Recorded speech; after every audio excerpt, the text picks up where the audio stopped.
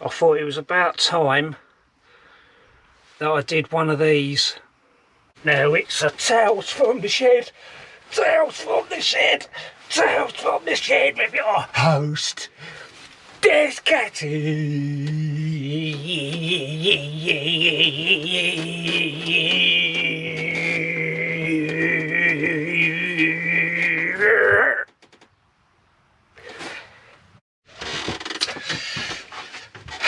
So how's it going, folks?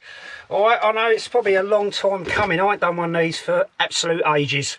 Alright, I want to get a couple of things out of the way. First one, please, as you well know, I don't do Patreon, got the Etsy store, so please support the Etsy store. The Etsy store supports me and then supports the channel as well. Alright, so we'll leave it at that. The other thing is, apparently rumours, for now anyway, for this probably time of talking, after this will probably go down, but who gives a... I've hit 2,000 subscribers. I've been on YouTube since 2013, so it's taken me quite a long time. In the early days, I was a little bit sort of colourful and French with my language and the way I spoke. But obviously, if I wanted to try and sort of increase my my viewing figures and stuff like that, I changed my kind of my language a little, because it's only fair. I do get some young people under a certain age that watch the videos. YouTube obviously change all their stipulations, and at the end of the day, when I do become a YouTube sensation, the last thing big companies want to do is sort of use someone that's a little bit foul-mouthed. Anyway, so how's it going with you people? All right, I mean, it's absolutely glorious sunshine. I'm a bit buzzing out my nut at the moment. It's not because I've done any drugs, it's because I've had 2 cups of coffee, and I've also been out for me run this morning. Did 10k, and I've been running with my vest on quite a lot. I've dropped the weight to 6 kilo because a little while ago my knees, I'd smashed, like my knees, they weren't smashed, but I mean smashed not intentionally with a hammer, they were just smashed because I was overdoing it. I was running with a 10 kilo weight vest, and my hamstrings were giving me so much jip, and Mrs. C said to me, "You stay in, you ain't doing any running, all right?" And I went, "You what? Who the hell are you talking to? I do what they..." Actually, I don't. When you see the bruises are always from the neck down. Apparently that's one of the things that partner abusers do. Sorry, I don't want to go off on one there. Don't want to sort of get into a... Oh, I'm going off on a tangent already. Oh no, sorry, it's drinking the coffee. So yes, Mrs. C said to me, "Take it easy," you know, and all the rest of it. And I did take it easy. Beginning of the month or back end of April, I went on a carving course, kind of, you know, did a bit of sitting around that week. I was off from work and all the rest of it, and it seemed to have helped. And then what I did was, a couple of weeks later, I was still doing a little bit of training, but the rate vest had to go. I wasn't running as much. And then get on with it. And then anyway, I'm back to it now. So I'm running. I'm sort of doing this go ruck. It's a thing that's quite popular with America. Listen to it on a few podcasts, and yeah, it seems all right actually. It's just basically going out with a group of friends and training with either a weight vest or using a light, you know, even a rucksack and weight, you know, and do all sorts of stuff, you know. But if you want to go and check it out, go and check it out. It's up to you. I'm not affiliated with them. I just think it's a good idea what they're doing. Also good for mental health and stuff like that as well, which it seems to be helping me a little bit. So what you been doing? What projects you been up to? I mean, flipping heck, how long's it been? How long's my last Tales from the Shed video been? It's been, oh, let me think, a long time, innit? It's been a long time. I think the last cut I did was like, or the last lot I did was like sort of back when we was all still sort of like off working in lockdown because of the old, you know, the old virus and all that. You know what I mean? Have you had your jabs? Have you had your jabs?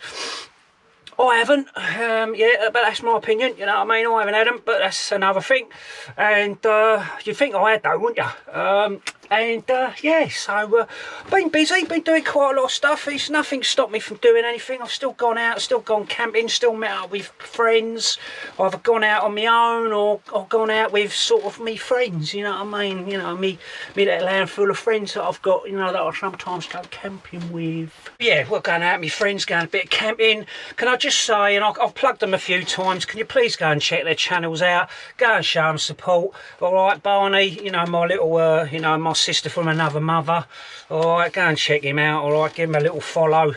You know what I mean? He's a great, lovely bloke. You know what I mean? You've seen him with the banter and all that with the videos, and yeah, go and check him out. And you've also got his blog, which is akin to kind of the writings of Shakespeare, or even Dave Bliss, because I used to call Dave Bliss, who is the writer of Paddles and Polar Bread.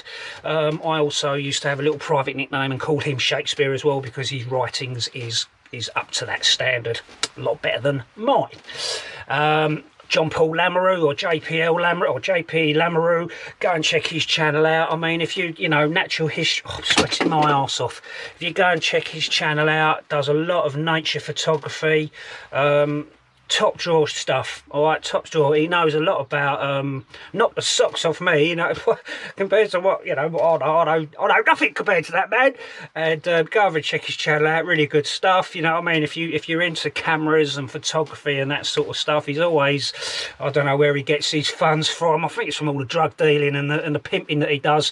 But he's always, you know, he's got nice camera equipment, which I suppose you kind of have to invest in if you want to get those good shots of different wildlife and stuff like that. So go and check his channel out. And who else do I want to mention? Who else's channel do I want to mention that I like? And Wilderness Nomad, go and check him out. He's not too, I see Chris the other day actually, and he's not too sure whether or not he's actually going to keep his channel running. But go and offer him some support. You know, occasionally he sticks videos up, loves a bit of the old cooking. For some reason, there's certain channels out there that seem to really excel with the cooking. If I did a cooking video, I'd only get about 20 views, whereas there's certain other channels out there that get thousands. So but there it is. So what have I'll tell you what I've got going on at the moment, right? So I'm getting into me bow making, aren't I? Bow wise, I wanted to try and get into making a kind of longbow. I have made a couple. I made quite a good one, well, an impromptu one when I was on the hunter-gatherer course some years ago, and that worked sweet. But I wanted to try and learn how to make one from scratch, and crikey, I've been doing this blind. I've literally just, I haven't even really watched many YouTube videos on it, because as much as there's some great videos out there, it really is quite a long process. And I'll tell you what, I've snapped more than I've made. All right, in one of my videos a little while back, you know, if you see at the beginning, I'm sort of patrolling through the woods and I'm doing a bit of Robin Hood and I'm firing a couple of arrows and all the rest of it. Now that bow, I literally made it the day before, and all it was a piece of hazel. I've still got the bowstring there. It's this. Right, that's all it was. It was literally this, right? So literally all I did was I bent it ever so slightly, didn't do any stole tip whatsoever, and then attached a piece of number 36 bank line, and I was firing arrows out of it. Now, I got some comments. I got a real, you know, I got this comment off some guy that was just, I don't know, you know, whatever he said, he was just dissing me. All right, but you know, it is what it is. I'm not a snowflake. I'm not going to get upset about it, but you know, I am learning. I am trying to learn. I've got some arrows here. Some of them are quite straight, and some of them are obviously a little bit sort of wavy. But I am learning. I'm learning about all different fletchings, from just normal sort of plastic ones that you glue on, duct tape ones. I've even bought some nooks. I bought some rubber rubber spearheads that are in now. I've been mucking around with a little bit of slate, flint. I find with flint that it's a bit that flint is obviously, you know, it's quite an acquired skill, and I ain't got it. I have tried, and I will keep trying, but I think that using slate, mucking around with these other little arrowheads is obviously a little bit more forgiving for me. I've also got this other father and son bow that I made. I think it's called don't quote me on it, I think it's a Pendicott bow. I I think they call them Pendicott bows, and there's some wonderful ones. But what I'm kind of trying to learn a little bit of as well, with regards to the bows, I'm kind of looking at it a little bit more like, you know, I'm not going to go and have a fight at Agincourt with the French or anyone else for that matter.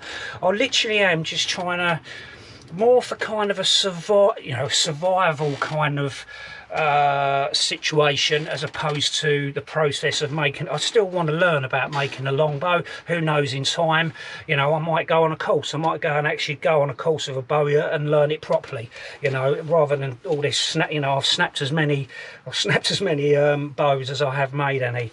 And I might even eventually maybe go on a course, but until then, all right, I'm still mucking around. So I think to be able to make a father and son bow, Pendicott bow, whatever they're called, in an emergency situation, I'll obviously, you know, get you out of that short-term kind of situation if you're after a little bit of food, I suppose, a little bit of meat. All right.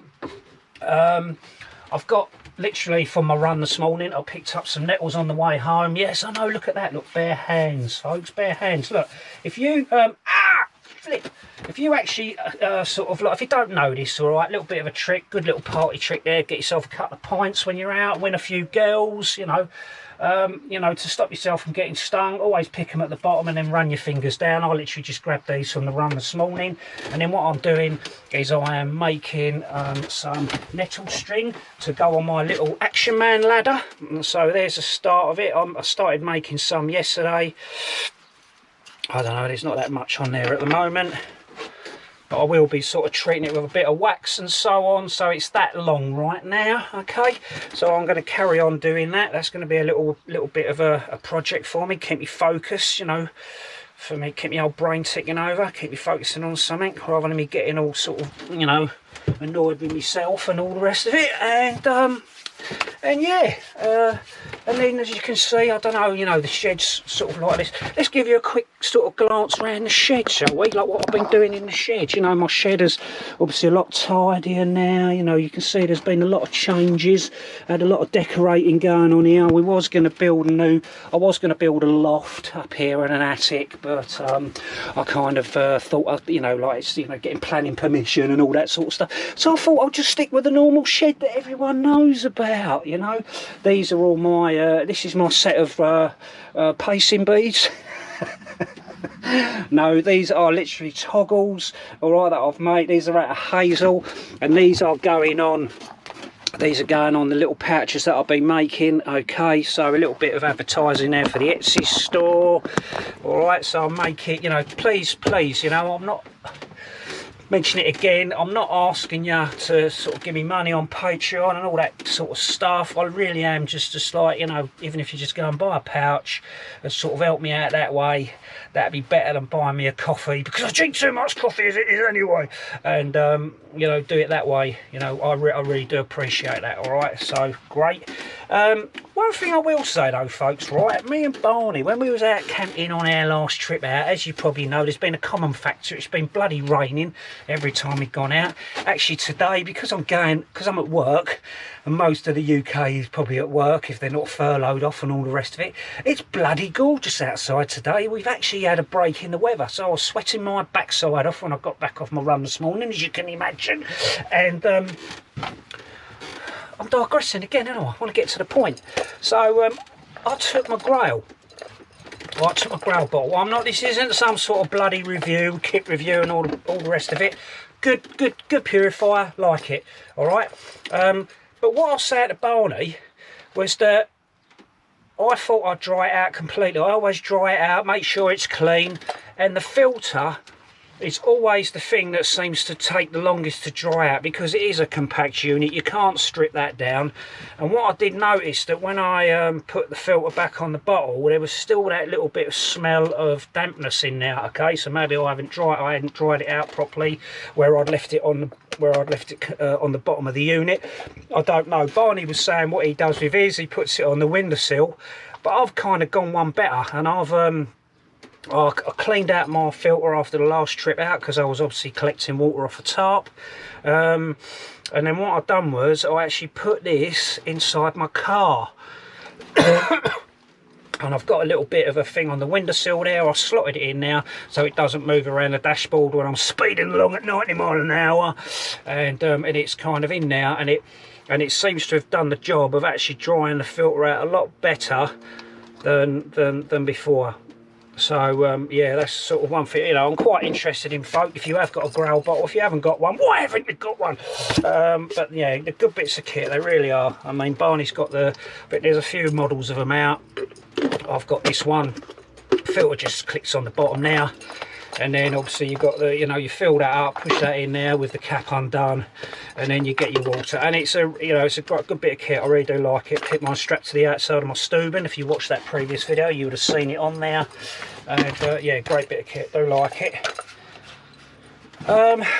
Doing quite a bit of carving. Obviously, give me when I went on that course with Joe O'Leary, the carving course we did with Joe. For me, that was a little bit of a short notice thing. Me and Barney went to the Bushcraft store, and then when I came home, Mrs. C said to me, "Well, why don't you go on the carving course?" So I had a bit of time off of work, and I was like, "Yeah, why not?" The weather was actually not bad that week, and we went on the carving course. And I tell you what, I really learnt loads. You know, you often see me carving in my videos and everything else, and I'd never class myself as an expert or anything like that with carving or with anything. I'm always that person that at least has a go.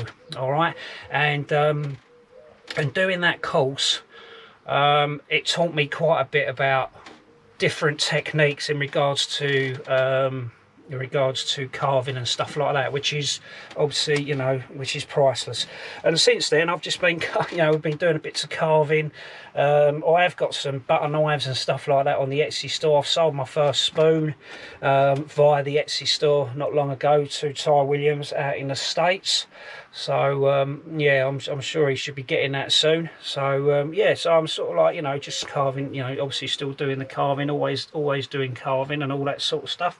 Yeah, right. So yeah, I should be. I'm hopeful I'm getting a new fridge freezer the weekend, Saturday. Mrs. You know, wife wants a new fridge freezer. You know, you got to spoil her every now and again. You know what I mean? You know, you got to look after the old woman indoors, and all that. So with that in mind, she's getting a new fridge freezer, but whether or not I go, I'm supposed to be meeting up with Dave Fryers, but will it happen? Who knows? It all counts on a delivery driver from the company that's coming. Now, if he doesn't come to a certain time, he knows what's going to happen to him. I'm going to lynch him if he ain't here before a certain time. So yeah, there it is. But no, I will be getting out. Whether I'll get out with Dave and Matt Tiny, who knows? It's just one of them things. Alright, so that's about it, folks.